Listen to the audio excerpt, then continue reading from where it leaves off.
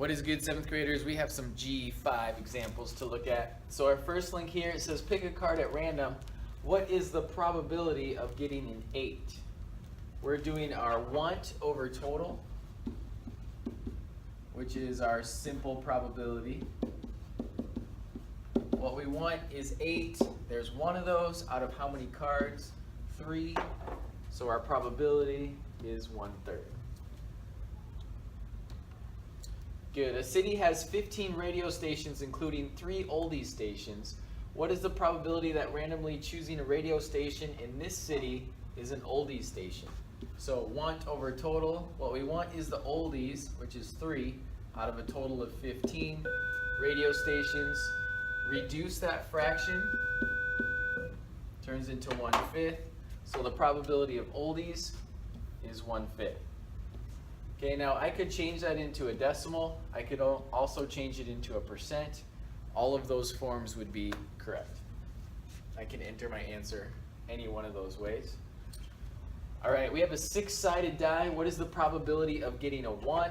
Again, our 1 over total. One side has a 1 out of 6 sides total, so our probability is just 1/6.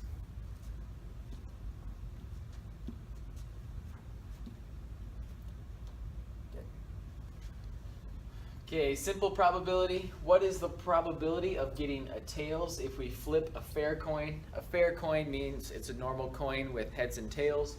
What's the probability of tails? Well, our want over total, one side has tails out of 2 sides, so our probability is just 1/2.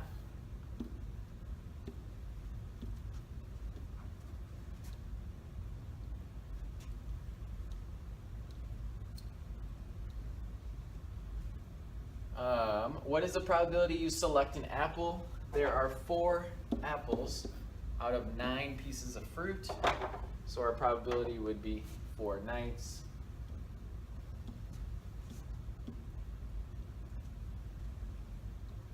Good. And you roll a fair 6-sided die. What is the probability of not getting 5? Okay, how many sides are not 5? Well, one side is 5, so that means the other 5 sides are not 5. So there'd be 5 that we want out of a total of 6, so our probability would be 5/6.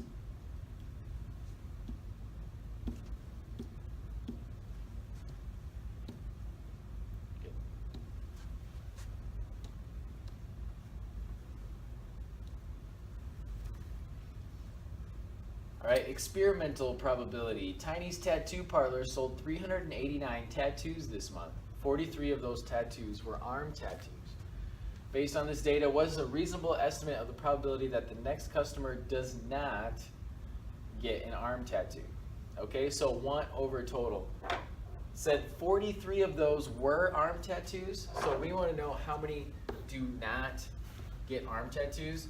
So we have to subtract 389 minus 43 is 346. So we want, our want is 346, our total is 389. So that would be our probability, 346 out of 389.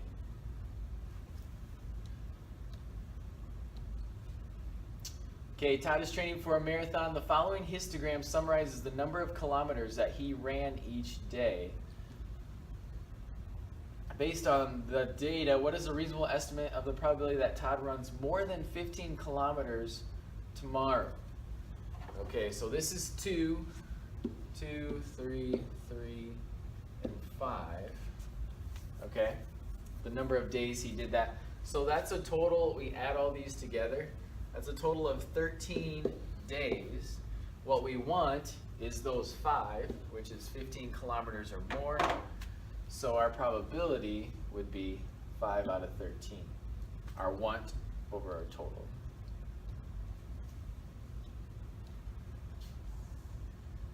Okay, this one's in percent. That's good. Pat's Pizza made 21 cheese pizza, 14 veggie pizzas, 23 pepperoni pizzas, and 14 sausage pizzas.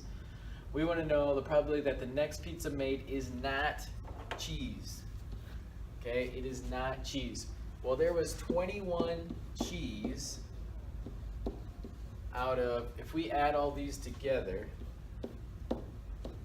we have 21, 14, 23, and 14.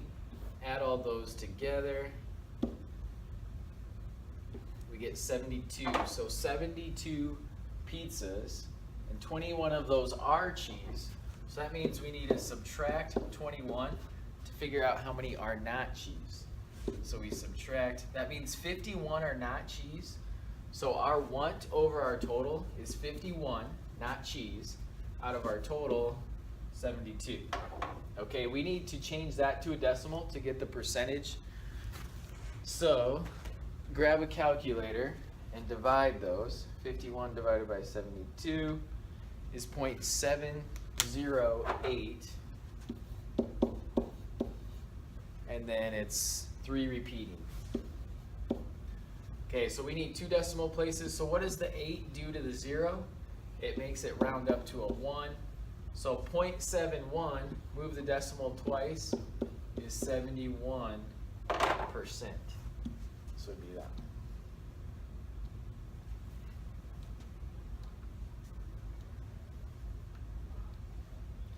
Last link here. The probability of Sandy flipping a coin twice and getting heads both times is 0.25. The probability of John Spinner stopping on the color red is 1/4. Which of these events is more likely? Okay, let's put these in the same form because then we can compare them. So we can put them both in fractions, we could put them both in decimals or both in percents. I would choose either both decimals or both percentages because that's going to be the easiest to compare. So if I change 1/4 to a decimal, I'll change them, I'll put them both in decimal form. 1/4 as a decimal is 0.25. I can see those are now the same, so I would say neither, both events are equally likely because I have the same probability. Okay, so we have a probability of 1/5 and 15%. 1/5 as a decimal is 0.20. As a percentage, that's 20%. So I have 15% and 20%. That means Harry staining his shirt during dinner is more likely to happen than Larry staining his shirt during dinner.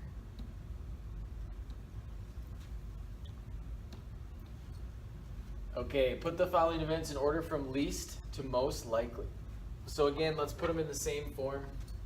Let's do decimal form. So we have 0.75. 5%, move the decimal twice, is 0.05. 1/5 is 0.20. So the smallest would be Mattias winning. In the middle would be Ling winning. And then the most likely is Pablo winning. So we put the decimals in order from least to greatest. All right, that's it. Enjoy your practice.